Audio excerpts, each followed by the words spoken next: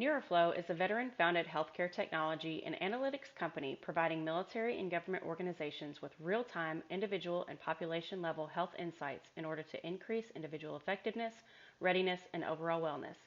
As the leading military-grade behavioral health solution in the market, NeuroFlow is actively working with the U.S. Air Force across multiple sites to enhance and scale the care delivered by administrators and medical personnel while empowering airmen to manage their own mental health and build resilience for peak performance. To learn more, visit www.neuroflow.com.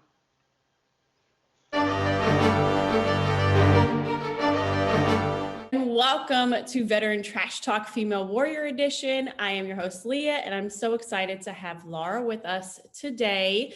Before we get started, I need to give a shout out to our sponsor, NeuroFlow. Make sure you go check them out at neuroflow.com. And Laura, I know, so we chatted the other day.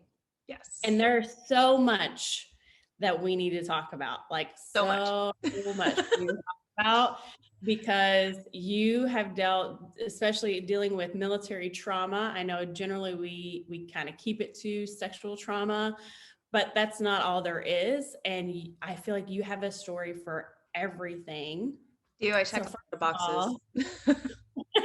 Yeah, I know. You were telling me and I was like, oh my gosh. Yeah. So first of all, thank you so much for coming and being on the show. Thank you for having me. Thank you for agreeing to coming more, because we've decided we can't keep you in this one episode with everything that you have to say, and we want to share your stories. So before you get started, I just want to tell you that the floor is going to be yours. You know, you can introduce other things today if you like, or we can kind of keep what we talked about with your personal military sexual trauma. What we're going to talk about today. But again, you know, I know that you have your nonprofits you're starting, you've got a book you're writing, you have things with your late husband that we want to share. So again, the floor is yours. And thank you again for coming on the show. Thank you for having me. I love starting my introduction back into, I guess, social representation and advocacy on your show. And I know I've been on the Stone Vet with Juan, which was great. But I love seeing a woman-only veteran podcast, because we have a lot of opinions and a lot of viewpoints that don't get to be shared. Absolutely. So a little bit about me, I guess. Like I said, I do check all the boxes, sadly. I am a daughter of a communist refugee from Eastern Europe. And I'm also Latina from my father's side. I'm an only child, and I was a senior during 9/11. I joined and worked very hard to get into intelligence, where it was very dynamic in eventually being able to work for DIA, NSA, INJIC over in Iraq. And I was Deputy Chief of Human Intel from March 2006 to January 2007. Saw a lot of stuff, and then quickly got forwarded onto Korea, which is our favorite place. Don't we love it? Korea seems to be a breeding ground for a lot of the stories. As I became a military sexual trauma advocate, I was brutally drugged and raped in Korea, which is a topic we've decided to start on today. So I think I'll just start there. In 2007, right after having 2 TBIs and undiagnosed in Iraq, I was sent to Korea for a training exercise, since I was the oldest senior airman with ground deployment experience. So they're like, you know, take the younger airmen, so on and so forth. And I was literally like actually transitioning over federally while I was still deployed in Iraq. And your adrenaline and your morale is unlike most the Air Force usually has. Not many of us get put on the front line. So my go was still there. And so I get sent to Korea to an exercise, and my trust level is over the top, you know.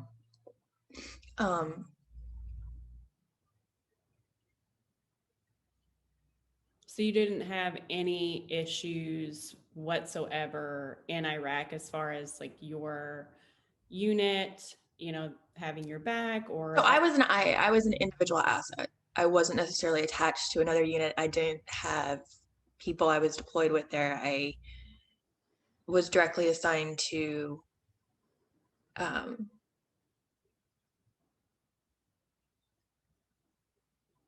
a department in the green zone in the embassy. But we were attached to SPIT teams, high value target team, army teams, and other ABCs basically. And we helped disseminate their evidence and do human collection. But the camaraderie we had for each other there was life or death. And that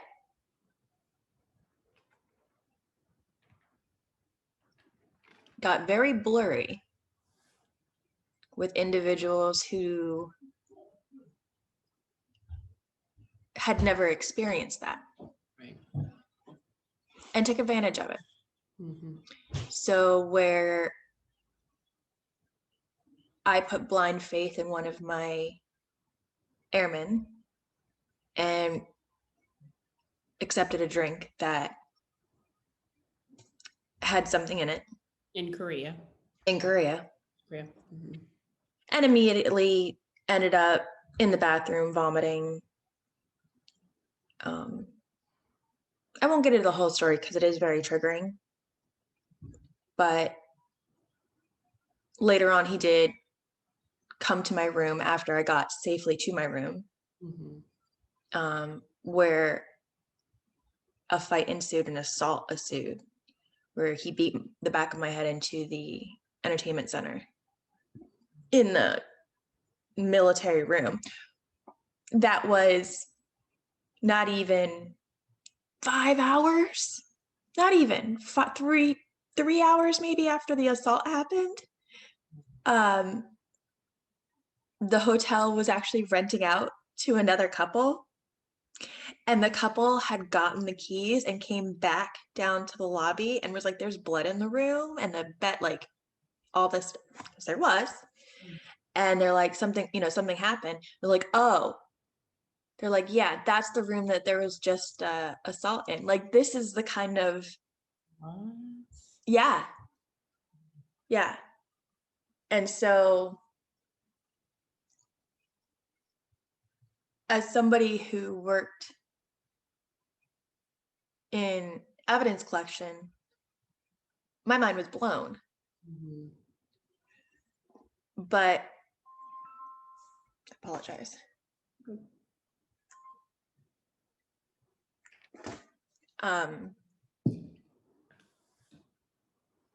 So the people. Long story short, sorry. Oh yeah, there was assault there in that room. Like no biggie. Yeah, no, it was like not a big deal. Oh, look, we didn't have a maid go in there yet, and my NCOIC who was there was like, you can't clean the room. And finally the manager came, who at the Air Force Hotel was a sergeant, was like, oh yeah, we'll have somebody clean it right away. And I'm sitting here like, okay, like just walk away. Yeah. Thank goodness though, now we have a new Secretary of Defense, Lloyd Austin, who before even his first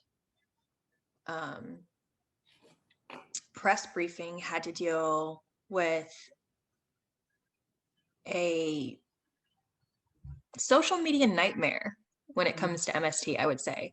Delana, the U.S. Marine who made quite a ripple in the community, because you have a lot of survivors out here who really need to know the story.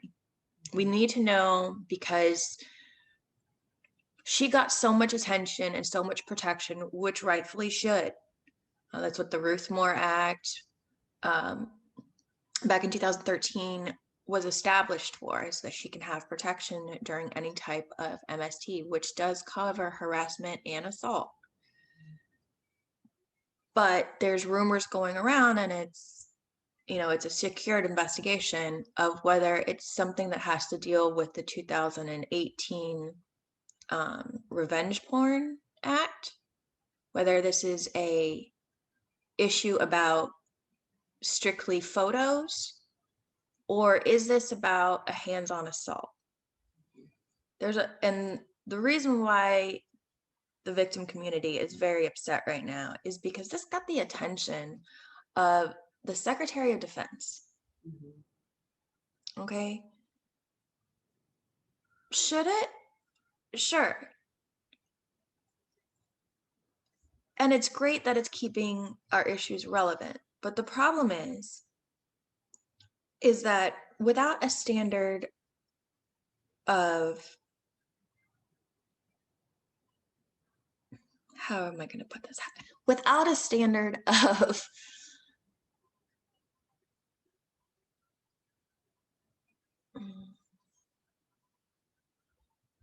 Right and wrong. It's not necessarily a standard of right and wrong, but it's like there's degrees. There's degrees to everything. And sadly, all of military sexual trauma, to include harassment, verbal, to assault, to murder, are all given the same ability for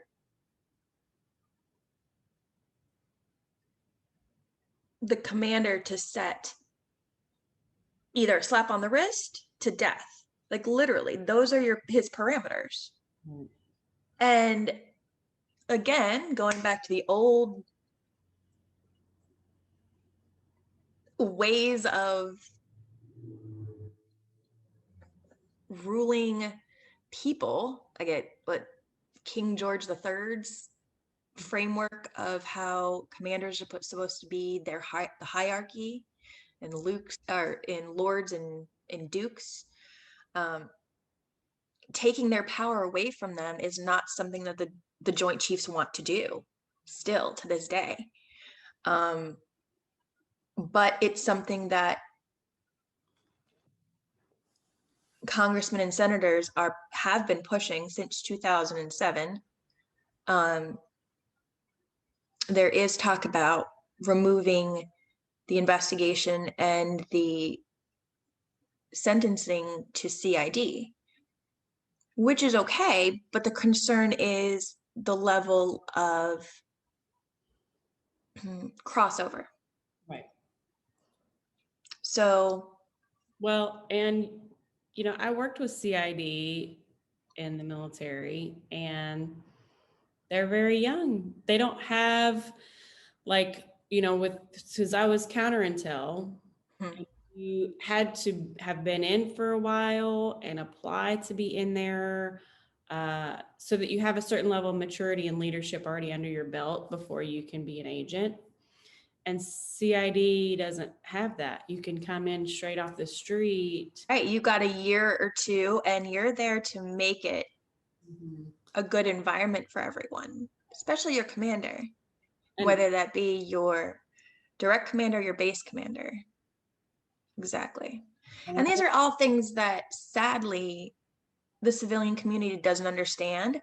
But if we put it in perspective of, if you were raped at a corporate Christmas party, is Bill Gates going to openly say, yes, this happened and point the finger? No, probably not, because it looks bad on him. Right.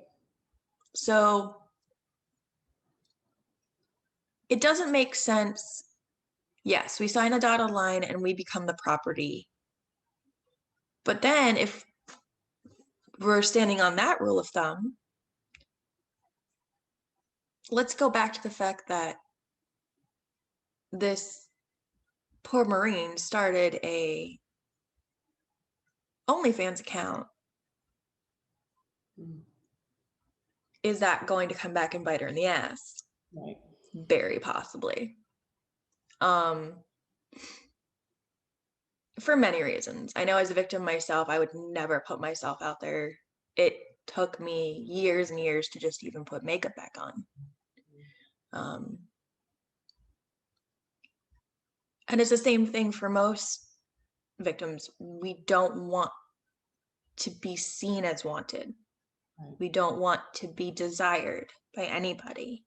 We feel guilt or shame putting a dress on and making ourselves feel sexy because we think it's something that if we elude a man's eyes, that it's our fault, and that adds more anxiety and pressure onto us. So then you go back to the 1995 or 2018, I believe. Sorry. When you had a young female lieutenant was prosecuted out of the service for posing inappropriately for a male magazine. Right. Where's the difference? Of course, if she had a security clearance, she can always be paid and persuaded and has to submit for a second job and so on and so forth. These are all questions that people are going to be asking. How many of us know survivors who immediately after an assault or harassment, which, mind you, she did say she was physically raped years ago. So I do see her sensitivity to the harassment claims and so on and so forth. But then again, where was her wherewithal of not presenting herself in a sexual manner to be taken advantage of? I think we definitely need to see something in Congress limiting our active duty from allowing themselves to become prey in that way. I mean, if it's not out there, it can't be used against them for any reason. But you know, that brings up a lot of arguments, right? Because women feel like my body, my choice, I can dress how I want. And I will say that it's very heated, like, because I personally believe that, you know, your body should never be touched or groped or, you know, raped, anything, you know, I mean, without your strict permission. And even if you have done it before consensually, you can say no. Like, I very strongly believe that. Marital rape is absolutely a thing.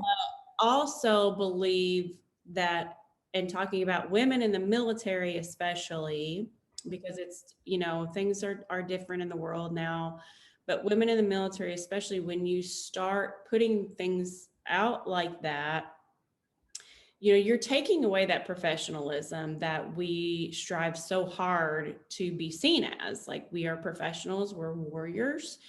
And, you know, I feel like it could be different for civilians, like, who want to have an OnlyFans account or want to pose for magazines. But, you know, I think, you know, you're not, by doing that sort of thing, it's not like you're asking to be raped by any means, but you're seeking attention, and it's not the right attention. And I think there's a lot of gray area there for a lot of women, or like, well, I should be able to do that and still be respected.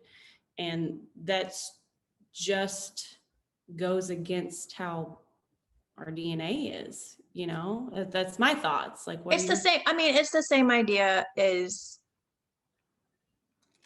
I mean, it's a completely different, but you wanted a half an hour, I could go on forever on this. But women being deployed individually in male units. I saw that back in 2006 and 2007. It wasn't until like 2009 till they started getting, okay, women only units. But I mean, there was barely establishments for different bathrooms for us to shower in. I mean, we had to flip a sign. There were so few of us. So I think now there is a positive light on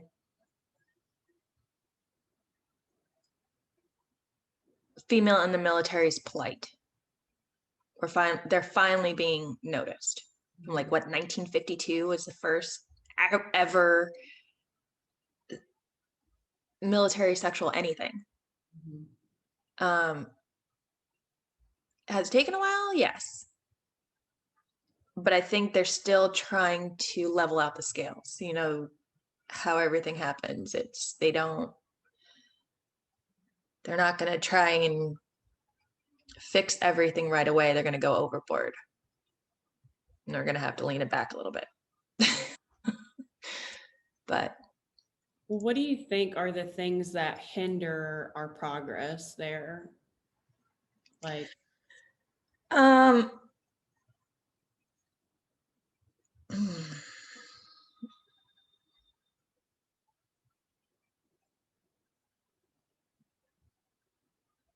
taking the chain of command out of prosecution. I mean, end all be all. It should go to literally a completely separate entity. Heck, allow the federal agents outside of the government, outside of the military, excuse me, be our, it bothers me so much that if a rape takes place off base, my body is civilian. I have a judge, a jury, police officers, lawyers. I'm not a witness to my assault. I would have been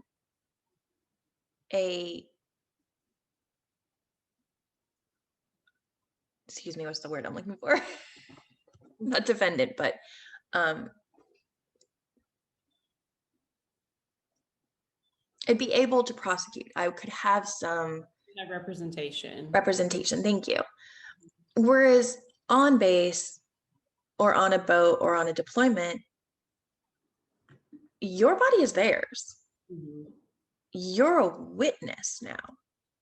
You have no rights when it comes to knowing what's going on with your case or where it even ends up going, because you're only privy to the one section of the trial, which is your witness statement. So it's hard to get an entire system to start caring again and stop looking at the numbers and start looking at the people and what it's doing to us. Because whether you like it or not, we're here to stay. But this isn't just a woman's issue. This is a male issue as well. I mean, look at everything that's going on at Fort Hood. It's really sad when we've been in a war so long that we have forgotten our own people. Well, and just like Derry had said before, you know, Fort Hood is like notorious for rape. Oh, yeah. So is Korea, but we've discussed that. Yeah, we discussed that in Korea too. Like you didn't get the same briefings because you were TDY, but But it's on average what you got to be there like 13 months. They're like, the average is like 13 months. They said in 13 months you will be raped. when Have fun. between 3 and 6 months, because usually you do 1 year there. It's I mean, ridiculous.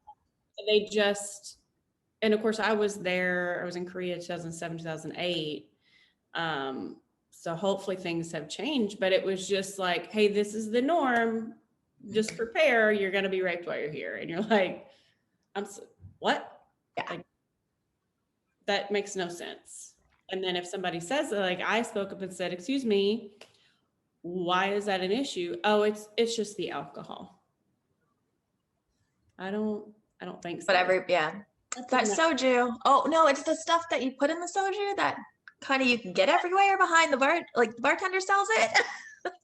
Yeah, that stuff. Apparently is easily accessible there.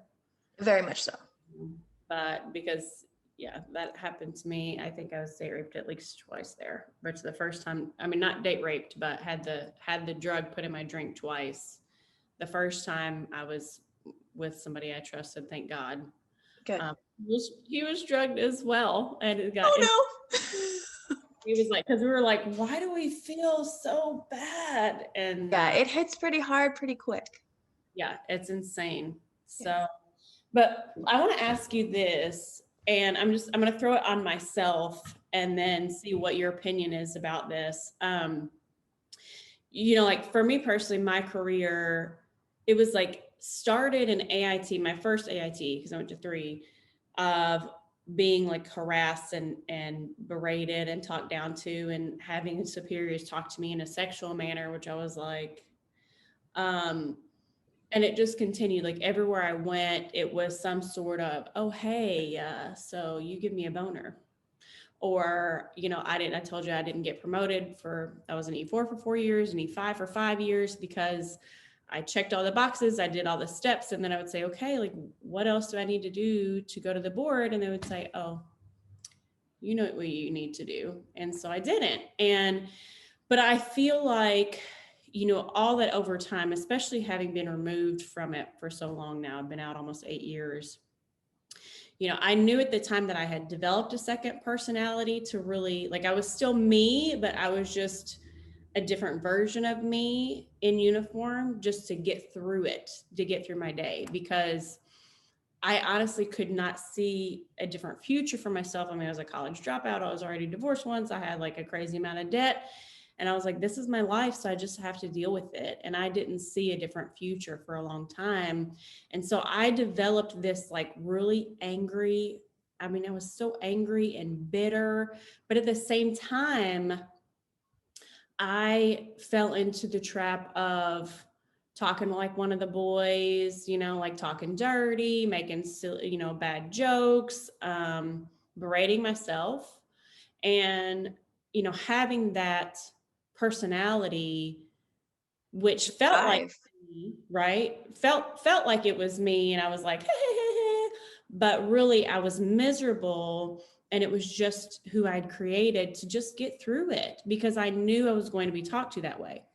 But looking back on that, I see that was a huge mistake, even though, it just kind of naturally occurred. It's not like I made the decision to talk dirty or talk like one of the boys or whatever. But looking back on it, it was a big mistake because I never said, hey, listen, don't talk to me that way. Like, I don't want to hear that, because I didn't want to be like that, that girl. Right. Yeah, absolutely. Trying to be one of them. And you give it back harder sometimes so that they'll stop. Right. But really what that does is bring more to you, right? It attracts more to you. And especially now that I've been out and I've studied like how to improve my life and be more positive and have good things happen, you always get back what you give out. And I know now that I'm not like blaming myself, but I know that I helped cause a lot of that to come back on me, as far as the talking and stuff, which I was just always like, why? Like, why can't I get away from this? So do you agree that that's something that I probably helped make worse? Not that I caused it, but helped make worse. I think I want to stop that for our females, be like, hey, no, like, I know it's not cool to not agree or not talk like that, but right. if I feel like if we continue to fall into that trap, it's not going to make things easier for us to. It's definitely not, but I think it's almost a survival skill that we Right. have, that it's kind of like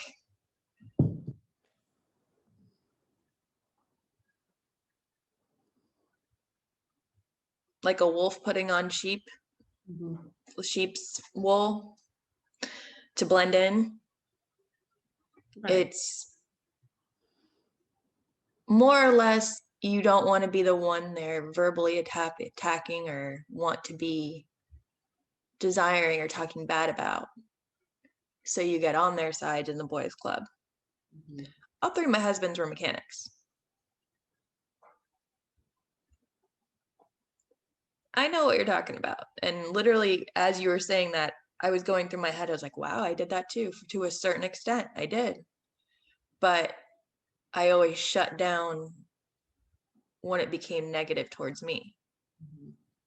And that's definitely something I think in its entirety has to stop. But fundamentally, where does it go back to?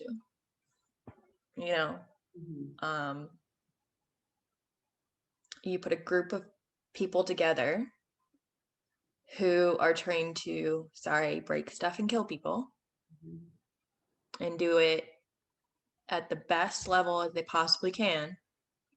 And then you start taking away physical and psychological and physiological things, such as sex, such as proper nutrition, exercise.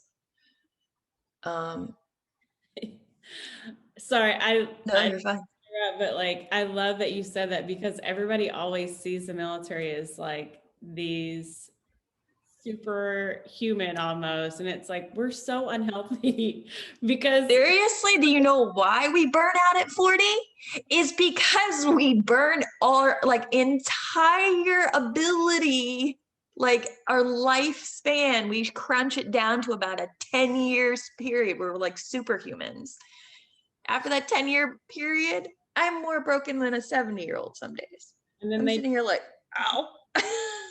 they're like, oh, sorry, well, you're broken now, so goodbye. Exactly. I didn't mean to interrupt, but that just made me giggle, because I was like, people were like, oh, you guys are. Yeah, no, we're good for about 10 years, and it's because we push ourselves past our limits, way past our limits, physically and mentally. And the problem is, how do you adjust yourself back? Right. And being in the longest war, Mm-hmm. that people continuously forget that we're still at war. I have a friend who worked with my late husband and my current husband now. He's on his 17th deployment. And how many years? 18 years? Yeah. Yeah. Got 2 kids. He's barely seen them.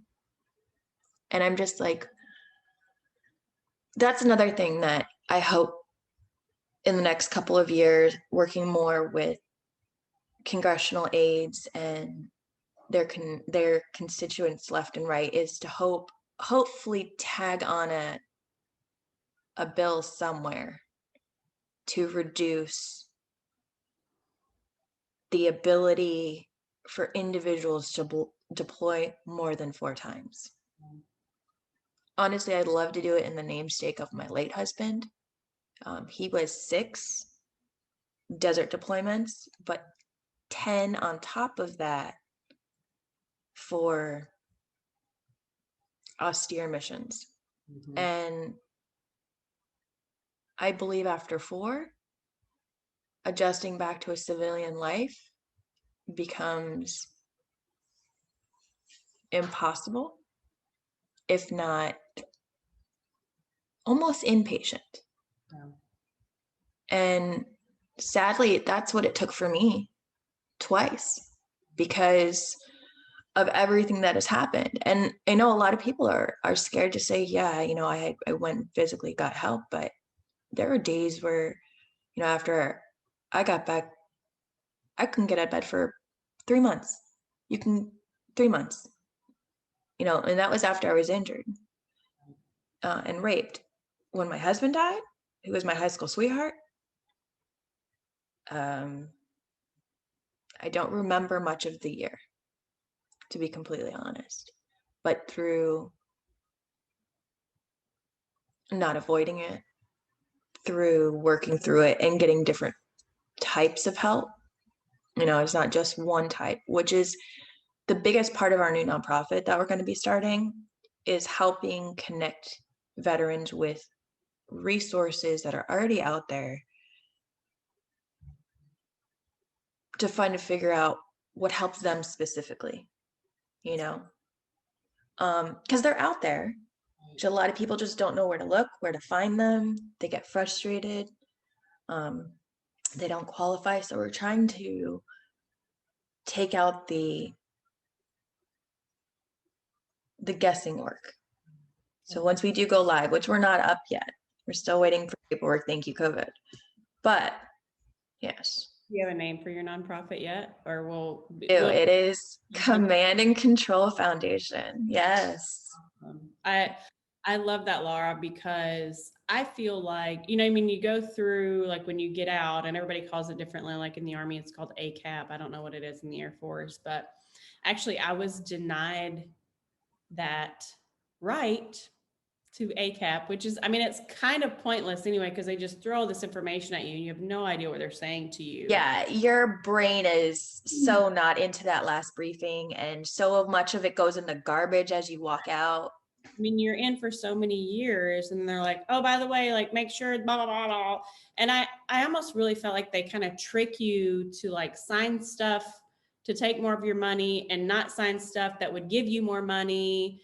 But just going back to the help that I really think that every veteran can benefit from having some sort of help, whether it is mental health or guidance or whatever. From another veteran. It doesn't have to be from a therapist. And exactly. nobody learns how to take care of their finances.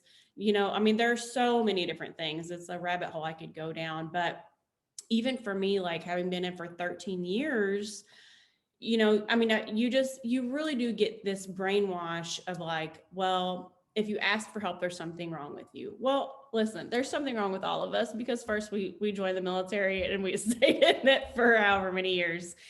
But, understanding that it's okay to say, like, I need to better myself. Like, I need to work on this and move forward, because otherwise, like, that's why we have such a huge homeless veteran population. We either don't know the resources, or we're too proud to find them, or, like you said, like, they're so confusing and they don't know how to match them up. So the female veteran community is the fastest growing homeless population. Yes, it is. And it's devastating. I'm working with a lot of different types of communities. I think it's a combination of a good old boy society. It's a mental block.